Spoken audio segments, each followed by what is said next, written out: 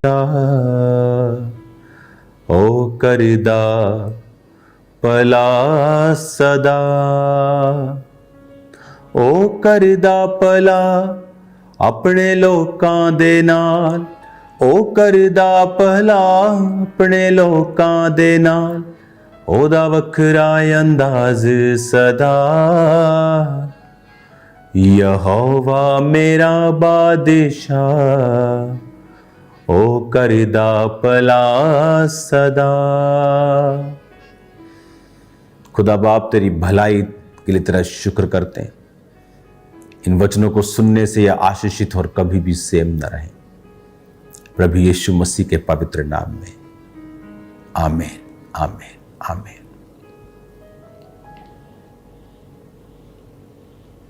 Hallelujah. God bless you all. Palm Sunday की आपको बधाई हो सबको। और मेरा ये वर्ड्स हैं आशीष के कि आज पाम संडे के दिन से खुदावन आपको बरकत दे और वो आपके रास्तों को साफ करे। आज जब मैं वर्ड आपको दे रहा हूं, मेरी प्रार्थना है मेरी स्पिरिट में कि आप इन मीटिंग्स को जब अटेंड कर रहे हैं, पाम संडे, होली कम्युनियन की जो मीटिंग है, प्रभु भोज का जो वीरवार है, जो गुड फ्राइडे की मीटिंग है, ईस्टर है, इन मीटिंग्स के बाद आप बहुत बड़े बदलाव को देखेंगे, चेंज को देखेंगे, बरकतों को अपनी लाइफ के ऊपर आता हुआ देखेंगे। मेरी प्रार्थना है कि आप फेवर को पाएंगे। इन मीटिंग्स में आप प्रभु के बड़े कामों को देखेंगे अपनी लाइफ में होते हुए। और बहुत से ऐसे प्रभु के बड़े काम होते हैं जो नजर नहीं आते दूसरे को, जो आपकी लाइफ में हो रहा होता है। एक हीलिंग नजर आ जाती, लेकिन कई बार बहुत बड़े बड़े काम आपकी लाइफ में प्रभु करता है जो नजर नहीं आते, लेकिन आप उन्हें होता हुआ देखेंगे। हालेलुया।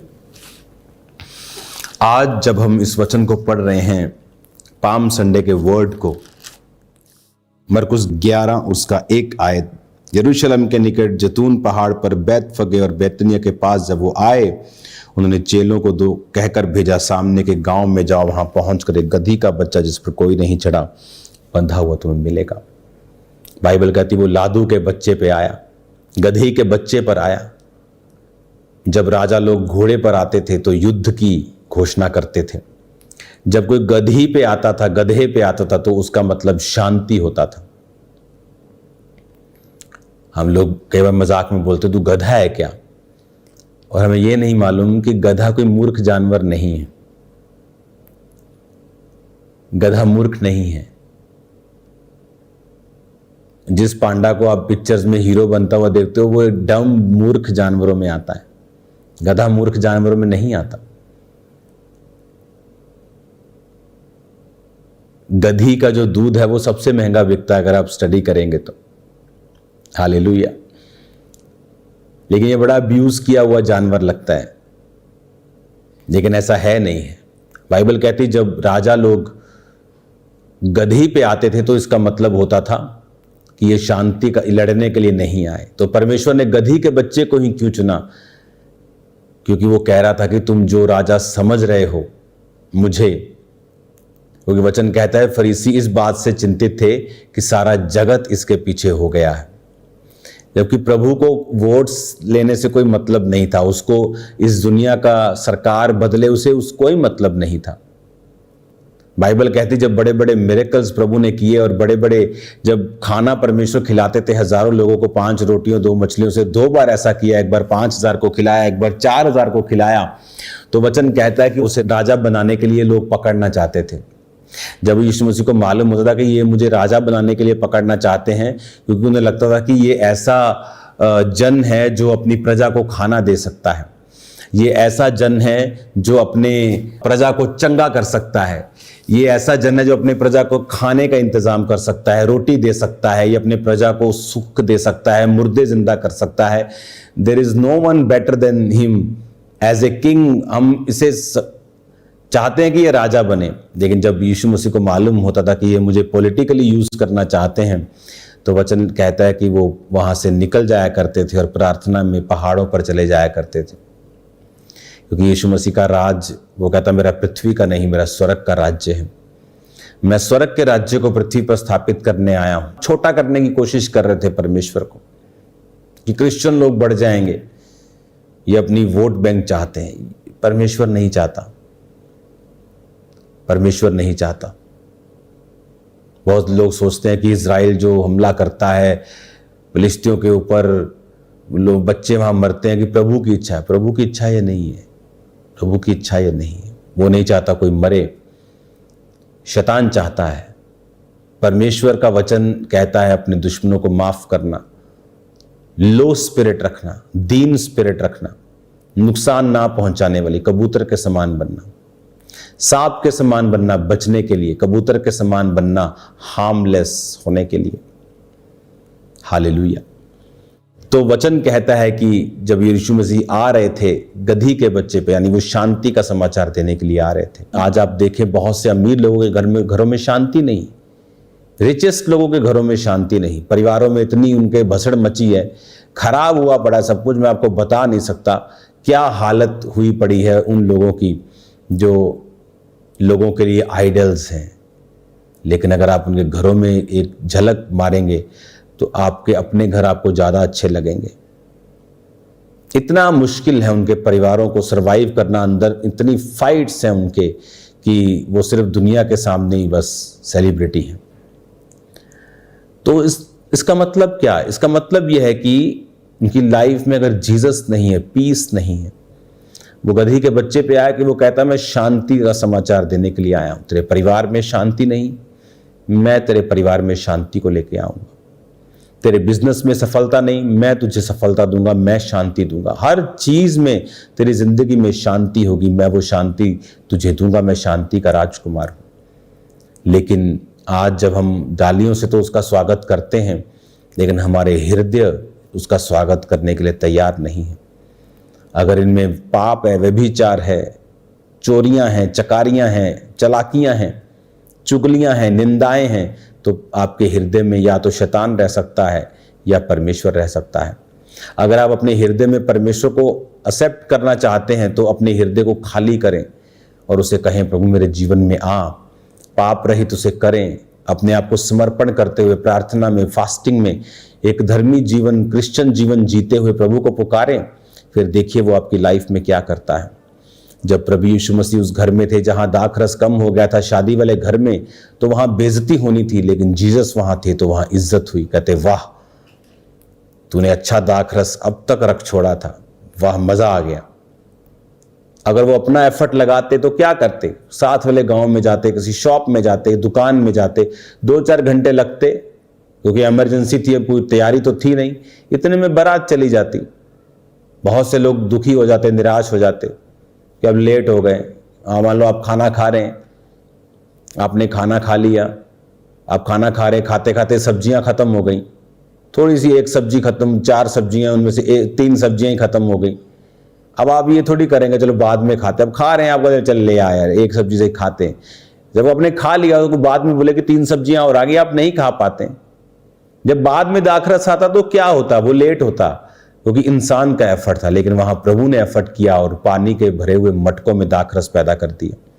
यही मैं कह रहा हूं, जब प्रभु यीशु आपके जीवन में होंगे तो वो प्लान करेंगे।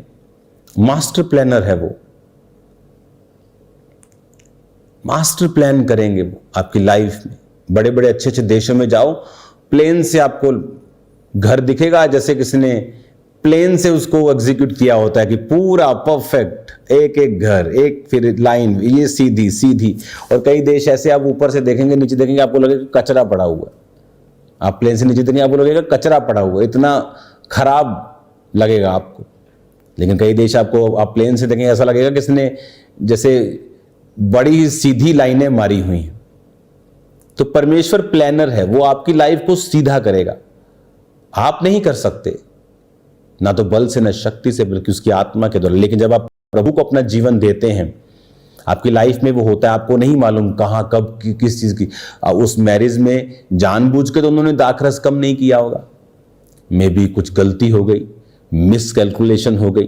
तो बहुत सी सिचुएशंस आपकी लाइफ में होती हैं, कई बार आप नहीं चाहते लेकिन आप उन सिचुएशन में फंस जाते हैं, कई फैमिली की वजह से, किसी की वजह से, किसी की मिस्टेक की वजह से, और वहां पर आपकी अपनी ताकत आपको नहीं निकाल सकती। कई बार आपको परमेश्वर निकालता है, लेकिन अगर वो आपके जीवन में हो ही ना, अगर उस घर में यीशु मसीह होते ही ना, अगर वो उस घर में उनको न्योता ही ना मिला होता, वो आते ही ना, तो जिस घर में वो थे ही नहीं, मिरेकल कैसे होता। आपके हार्ट में वो है कि नहीं, अपना हृदय साफ करके उसे बुलाएं, उसे पुकारें, उसे कहें, प्रभु देख मैंने अपने जीवन में सब छोड़ दिया, ये चोरियां चकारियां पाप व्यभिचार छोड़ दिया, तो मेरे जीवन में आ। जब वो आपके जीवन में रहेगा फिर वो प्लान करेगा, योजनाएं बनाएगा, आपको अकेला नहीं रहने देगा, प्लान करेगा आपको शर्मिंदगी से बाहर निकालने का, बीमारी से बाहर निकालने का, तकलीफ से बाहर निकालने का, ऊंचाई पे लेके जाने का, मास्टर आपको सक्सेसफुली आपको आगे लेके जाने का, एक्सीलेंट आपको स्पिरिट देकर एक्सीलेंस में वो आपको आगे लेके जाएगा। लेकिन अगर आपकी लाइफ में वो होगा ही नहीं, फिर वो कहीं नहीं कर पाएगा, कुछ नहीं कर पाएगा, कहीं भी आपको लेके जाने ना पाएगा। मेक श्योर जीसस आपकी लाइफ में हो। हाथों में तो डालियों के रूप में उसका स्वागत हम कर रहे हैं, मेक श्योर हमारी लाइफ भी प्रैक्टिकली कर्मों से उसका स्वागत करती है। Once again happiest palm Sunday आप सबको। मेरा हृदय आपके साथ जुड़ा हुआ है, सबके साथ,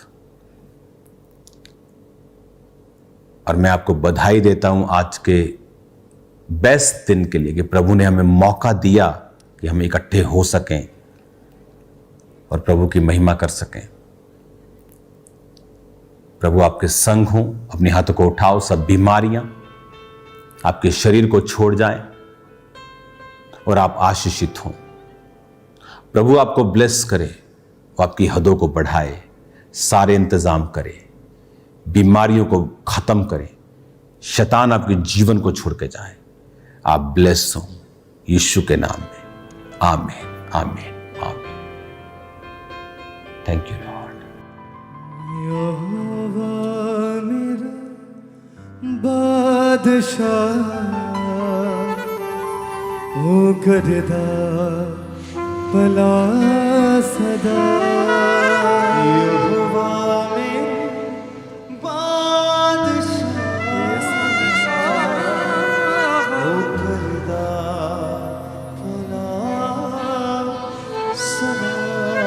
ओ करदा भला अपने लोकां दे, करदा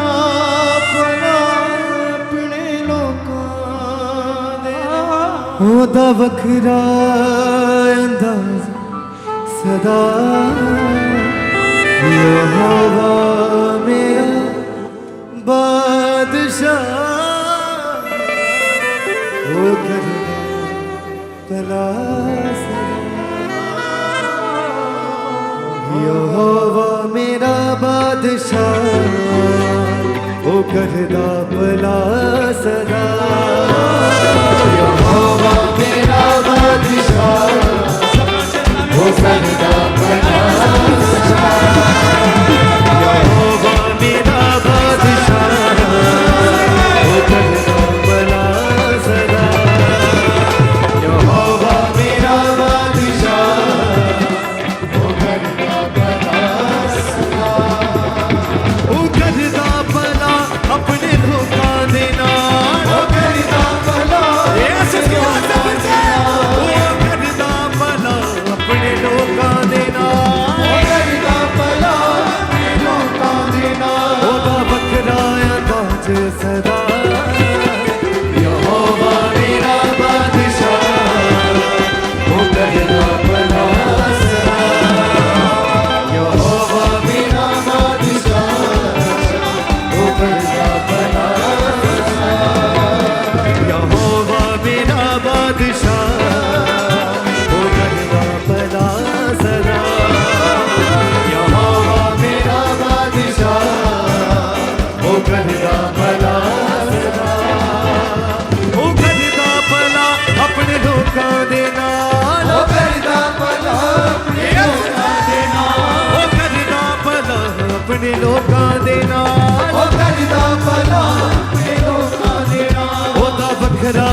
माझे सदा